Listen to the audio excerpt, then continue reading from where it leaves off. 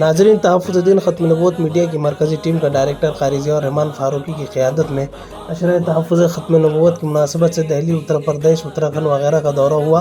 पहला इजलास मुज़फ़्फ़रनगर में 14 अक्टूबर को बाद नमाज़ इशा तहफ़्फ़ुज़ अक़ाइद कॉन्फ्रेंस के उन्वान से मुनक़िद हुआ।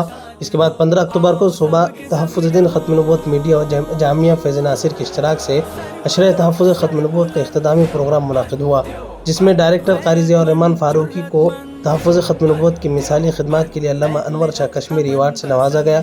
उसी दिन रात में क़ारी मोहम्मद आरिफ क़ासमी और शुमाली हिंद के दीगर ज़िम्मेदारान के हमरा उत्तराखंड के कलियर शरीफ और दीगर इलाकों में तहफ़्फ़ुज़-ए-दीन की शाखों का दौरा किया। 16 अक्टूबर को ये काफ़िला उम्मुल मदारिस दारुल उलूम देवबंद पहुँचा। 17 अक्टूबर को मुज़फ़्फ़रनगर में तहफ़्फ़ुज़-ए-दीन ख़त्म नबूवत मीडिया के शुमाली हिंद के मरकज़ी दफ्तर का इफ्तिताह तहफ़्फ़ुज़-ए-दीन के सरपरस्त आला हज़रत मुफ्ती मोहम्मद राशिद आज़मी दामद बरकातुहुम नाइब मुअत्तमिम दारुल उलूम देवबंद की नासिहाना खिताब उर्दू से अमल में आया।